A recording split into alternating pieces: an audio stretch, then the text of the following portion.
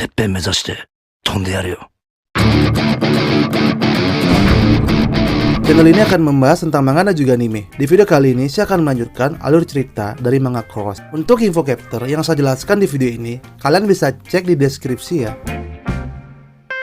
Daripada berbasa-basi, kita langsung saja menuju ke pembahasan manganya.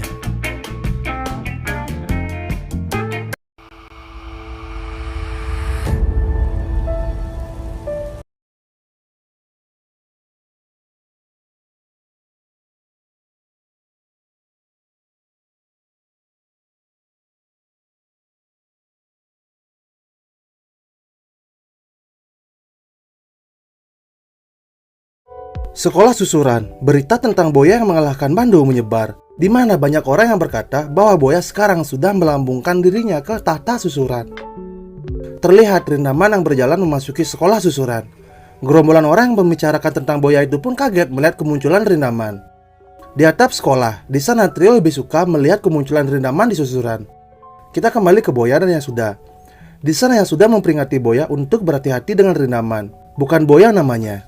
Di sana Boya pun berkata, beritahu dia, tidak ada yang bisa menyentuh orang yang bernama Boya Harumichi. Ternyata Boya dan Yasuda berada di dalam toilet, di mana Yasuda menunggu Boya yang sedang membuang air besar. Kita ke sisi Rindaman. Suasana kelas yang tenang, semua orang menjauh dan menjaga jarak dengan Rindaman yang sedang duduk di kelasnya. Kita ke trio Bisuka yang berada di atap sekolah. Ternyata dulu mereka pernah mencoba melawan Rindaman, namun mereka dikalahkan dengan sangat mudah oleh Rindaman. Saat mereka sedang mengobrol tentang kekalahan mereka dengan Rindaman, tiba-tiba di sana muncul Rindaman. Kemunculan dari Rindaman membuat trio Bisuka kaget. Di sana Rindaman berkata, si Pirang itu kemana? Dia tidak datang ke sekolah hari ini. Di sana Hiromi menjawab perkataan Rindaman, ada urusan apa aku mencari Boya? Terlihat Rindaman baru mengetahui bahwa nama si Pirang yang dia cari adalah Boya. Lalu Rindaman berkata, apakah kalian bertiga anak buahnya? Dengan tegas Pon mengatakan bahwa kami bukanlah anak buahnya. Mendengar itu, Rindaman pun pergi meninggalkan trio Bisuka. Kita kembali ke Boya, di mana terlihat Boya yang duduk di pinggir jalan dan akan menyalakan rokok suryanya. Tiba-tiba muncul Rindaman dan berjalan ke arah Boya. Boya dan Rindaman pun saling bertatapan muka. Di sana terlihat Boya seperti menyombongkan dirinya di hadapan Rindaman. Namun Rindaman terus berjalan dan tidak memperdulikan Boya. Boya pun berdiri di hadapan Rindaman dan tiba-tiba Rindaman langsung menyiku Boya. Sikuan dari Rindaman itu membuat perban luka yang ada di jidat Boya terbuka. Terlihat Boya yang sangat marah karena sikuan dari Rindaman. Lalu Boya pun berdiri di hadapan Rindaman. Ukuran badan Rindaman sangatlah besar, bahkan Boya pun terlihat seperti anak kecil di hadapan Rindaman. Tiba-tiba Rindaman langsung memukul Boya dan pukulan dari Rindaman itu membuat Boya terpental cukup jauh. Yasuda pun kaget melihat Boya yang terpental karena pukulan dari Rindaman. Di sana Boya pun bangun setelah menerima pukulan dari Rindaman. Tidak bertahan lama, Boya pun pingsan dan terjatuh. Terlihat Rindaman pun pergi berjalan menjauhi Boya. Terlihat di suatu tempat, trio Bisuka bertanya kepada Katsuragi Genjiro tentang masa lalu Rindaman. Katsuragi Genjiro merupakan lulusan dari susuran dan juga teman dekat Rindaman serta orang yang mengetahui segala hal tentang Rindaman. Banyak isu yang mengatakan bahwa Rindaman adalah seorang pembunuh. Namun sebenarnya ayah dan kakak Rindaman telah meninggal, di mana ibunya dulu menikah dengan seorang pria yang mempunyai seorang anak. Ayah kandung Rindaman meninggal karena suatu penyakit. Ayah tiri Rindaman adalah seorang pria yang baik, selalu perhatian dan memberi perhatian lebih ke Rindaman. Tapi masalah utamanya ada di kakak tirinya yang cemburu dengan Rindaman dan juga ada tekanan sesuatu hal. Pada suatu hari, kakak Rindaman bertengkar dengan ayahnya dan menusuk ayahnya. Di sana Rindaman mencoba untuk menghentikannya dan pada akhirnya kakak tiri Rindaman pun juga tertusuk. Karena kejadian itu, kakak tirinya meninggal dan 2 hari selanjutnya ayahnya pun juga meninggal. Rindaman tidaklah melakukan kesalahan, namun Rindaman selalu memikirkan kejadian tersebut hingga sekarang. Kita kembali ke Boya. Setelah Boya dibuat KO oleh Rindaman, Boya kembali menantang Rindaman di bawah jembatan. Di sana Boya mengalihkan pandangan Rindaman dengan berkata ada sesuatu di belakang Rindaman. Rindaman pun menoleh ke belakang untuk melihat hal yang ditunjukkan oleh Boya. Tanpa membuang waktu, Boya langsung memukul Rindaman dengan sekuat tenaga. Pukulan dari Boya itu membuat Rindaman langsung terpental. Lalu Boya pun berkata, pukulan itu adalah balasan dariku. Tiba-tiba Rindaman langsung terbangun dan Rindaman berkata, oke, aku akan bermain denganmu. Tapi asal kau tahu Boya, melawanku bukanlah mudah seperti kau melawan Bando. Di sana Rindaman langsung memukul Boya dan membuat Boya terpental. Dengan cepat, Boya pun langsung berlari ke arah Rindaman dan langsung mendorong Rindaman. Pertarungan yang sangat sengit antara Rindaman dan juga Boya. Boya langsung berlari ke arah Rindaman dan langsung membanting Rindaman. Bukan hanya membanting, Boya juga menendang Rindaman dengan sekuat tenaga. Boya terus mengajar Rindaman, memukul perut dan punggung Rindaman, serta Boya pun menendang Rindaman sekali lagi dengan sekuat tenaga. Tendangan dari Boya itu langsung membuat Rindaman terpental cukup jauh. Tanpa membuang waktu, Boya langsung berlari ke arah Rindaman dan langsung menendang Rindaman kembali. Tapi tendangan dari Boya itu bisa ditangkis oleh Rindaman, serta di sana Rindaman langsung memukul Boya. Pukulan dari Rindaman itu membuat Boya langsung terkapar di tanah. Tanpa membuang waktu, Rindaman langsung menendang Boya. Tendangan dari Rindaman itu membuat Boya terpental cukup jauh. Di sana Boya perlahan bangun dari jatuhnya, sedangkan di sisi Rindaman, di sana dia membuka jaketnya. Melihat Rindaman yang membuka jaketnya, Boya pun juga ikut membuka jaketnya dan berkata, "Akhirnya." Boya langsung berlari ke arah Rindaman. Pertarungan sangat sengit di antara Boya dan Rindaman, di mana Boya dan Rindaman beradu pukulan satu sama lain. Terlihat Rindaman yang menendang Boya dengan sekuat tenaga, dan tendangan dari Rindaman itu membuat Boya terpental dan terbentur ke tembok jembatan. Di sana Boya perlahan bangun, tapi dengan cepat Rindaman langsung mendekati Boya dan memukul Boya sekuat tenaga. Lagi dan lagi, pukulan itu membuat Boya terpental kembali. Melihat Boya yang seperti pingsan, Rindaman pun perlahan pergi menjauhi Boya. Namun tiba-tiba Boya langsung berlari dan melompat ke arah Rindaman. Tendangan manis dari Boya itu langsung mendarat di muka Rindaman. Rindaman bukanlah orang yang lemah. Tendangan dari Boya itu tidak akan membuat Rindaman langsung KO. Pertarungan Boya dan Rindaman dimulai lagi. Rindaman dan Boya berlari dan langsung memukul satu sama lain dengan sekuat tenaga. Pukulan itu membuat Boya langsung pingsan dan jatuh ke sungai. Begitupun juga Rindaman, dia juga pingsan tapi di atas rerumputan. Beberapa saat kemudian, di sisi Boya yang pingsan terbawa arus sungai, Boya sadar, di mana dia dibangunkan oleh kakek-kakek yang mengira Boya bagaikan mayat yang mengambang di sungai. Sedangkan di sisi Rindaman, di sana dia terbangun dari pingsannya dan langsung memegang kepalanya. Dalam pertarungan ini, Boya mengira dirinya kalah oleh Rindaman. Begitupun juga Rindaman yang mengira dirinya kalah oleh Boya. Beberapa hari kemudian, setelah pertarungan Boya dan Rindaman, di apartemennya, Boya mengunci dirinya di kamar dan malu untuk bertemu dengan siapapun. Terlihat ia sudah datang dan membawa makanan ke tempat tinggal Boya. Walaupun awalnya Boya tidak mau bertemu dengan Yasuda, tapi pada akhirnya Boya pun mengizinkan Yasuda untuk masuk ke dalam kamarnya. Di sisi Rindaman, di sana dia berbincang dengan Katsuragi Genjiro, dan Rindaman mengatakan kepada Katsuragi tentang kekalahnya dengan Boya.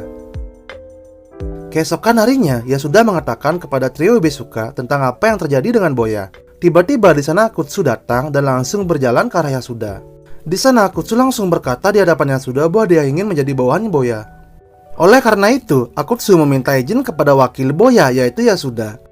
Terlihat Yasuda yang awalnya takut dengan Akutsu langsung kaget mendengar Akutsu berkata seperti itu. Di sana Pon berkata bahwa Akutsu ingin bergabung dengan Boya. Namun Akutsu harus meminta izin kepada wakil Boya yaitu Yasuda.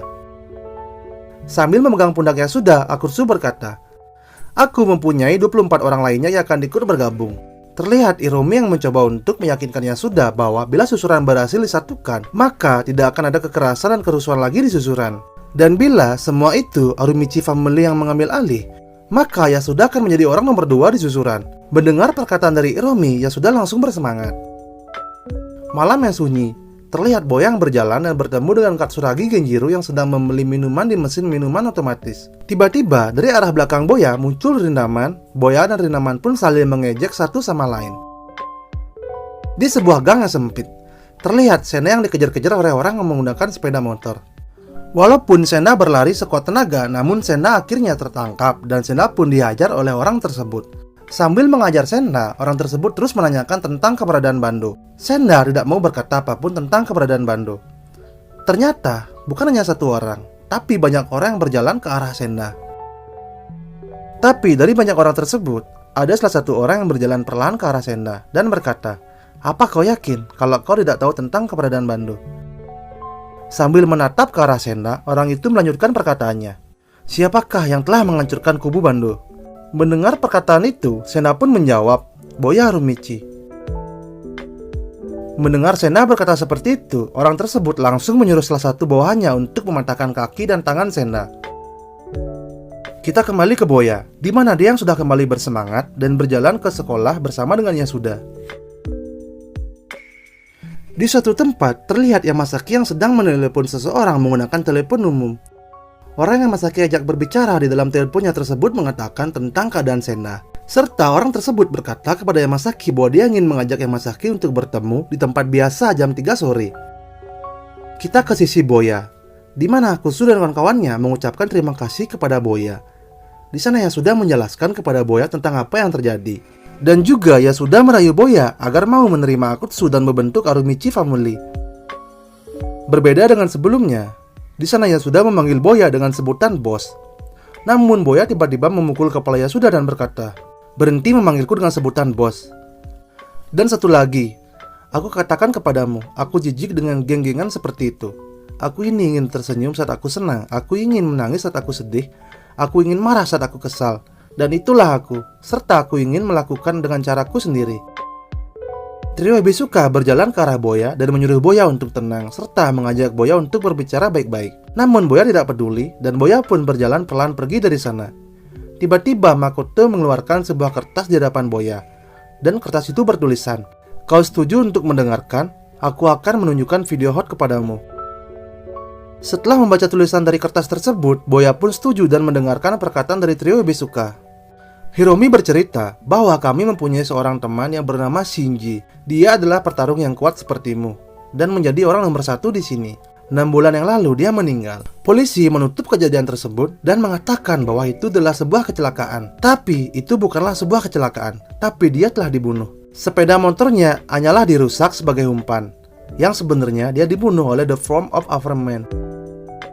Mari kita singkat sebutan The Form of Averman dengan sebutan TFOA atau Tifoa ya. Balik ke cerita, mendengar nama Tifoa, Akutsu dan Yasuda pun kaget. Di sana Boya tidak tahu apa itu Tifoa. Yasuda dan Akutsu berkata kepada Boya bahwa Tifoa adalah sebuah geng yang sangat mengerikan.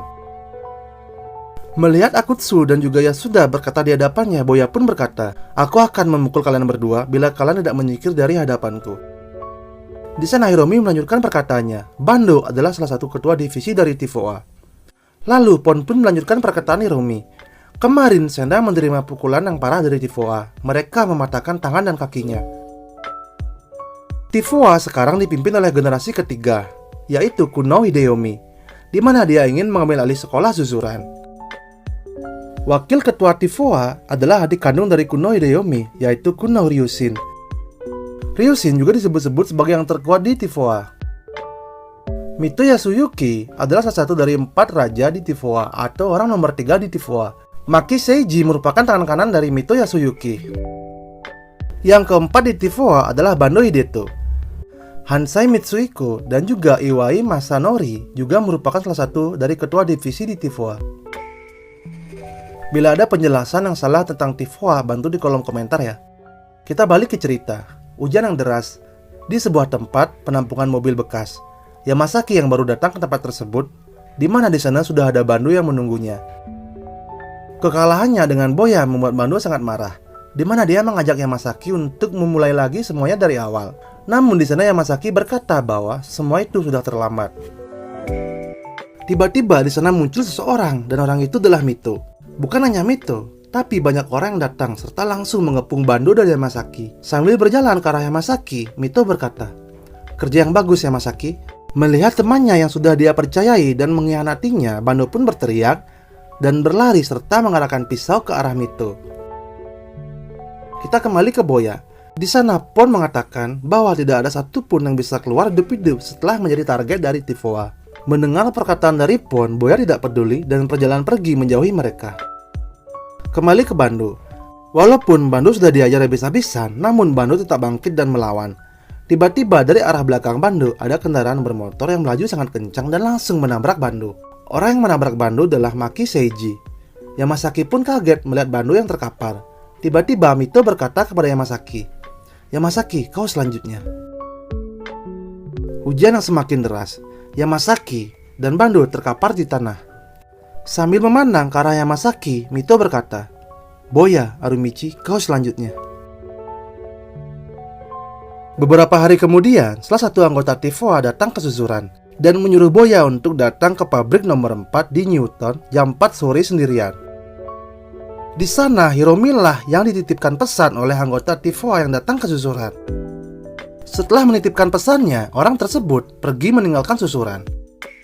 Tiba-tiba saat di perjalanan, Boya muncul dan langsung menyerang anggota dari Tifoa tersebut. Di sana Boya langsung menyeretnya ke pinggir jalan, lalu Boya pun mencita kepala orang tersebut dan bertanya siapakah yang sebenarnya menyuruhnya untuk datang ke susuran. Karena ancaman dari Boya, orang tersebut mengatakan bahwa Mitolah yang menyuruhnya. Orang tersebut juga berkata bahwa ada sekitar 20 orang yang sudah berada di sana menunggu kedatangan Boya. Mendengar itu, Boya pun perlahan berjalan bersama orang tersebut ke arah gang dan sambil berkata, "Hei, siapa namamu?" Boya dan orang tersebut pun masuk ke dalam gang. Ya, kita pasti sudah tahu apa yang terjadi antara Boya dan orang tersebut di dalam gang. Tanpa membuang waktu, Boya langsung berangkat ke tempat di mana dia disuruh oleh Mito menggunakan sepeda motor dari orang yang diajar di gang barusan. Di dalam pabrik nomor 4 di Newton, Mito dan semua anggotanya menunggu kedatangan Boya. Di sana, Maki Seiji memperingati Mito tentang bahayanya orang-orang di susuran, serta bahayanya monster dari susuran yaitu Rindaman. Tanpa disangka, dari arah atas, Boya muncul sambil tersenyum dan langsung melompat ke arah belakang Mito. Di sana Mito sangat kaget dengan kehadiran Boya. Tanpa membuang waktu, Boya langsung mengarahkan pukulannya sekuat tenaga ke wajah Mito. Pukulan dari Boya itu membuat Mito langsung terpental cukup jauh dan langsung membentur tembok. Tidak berhenti di sana, Boya langsung menyerang kembali Mito dengan menyerang bagian perutnya dan memukul bagian leher Mito.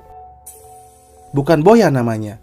Di sana Boya mengangkat Mito dengan memegang kerah bajunya dan langsung melayangkan kembali pukulan ke arah perut Mito sebanyak 4 kali. Bukan hanya pukulan, tendangan lutut dari Boya pun juga mendarat ke perut Mito.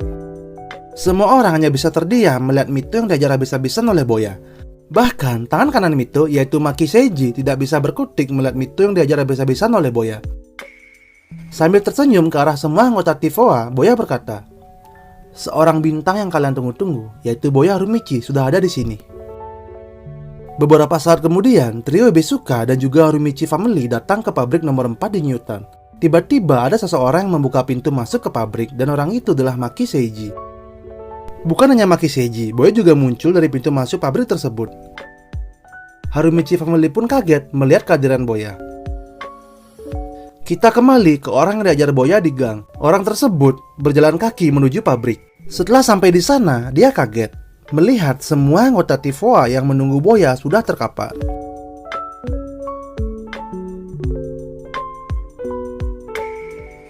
Alur cerita Manga Cross akan selesai di sini dan akan berlanjut di video saya selanjutnya. Bantu channel ini dengan cara subscribe dan juga klik tombol notifikasinya. Bila kalian berkenan, kalian bisa follow akun Instagram channel ini. Linknya ada di deskripsi video ini. Terima kasih untuk kalian karena sudah mau menonton video ini sampai selesai. Sampai berjumpa lagi di video saya selanjutnya. Bye bye.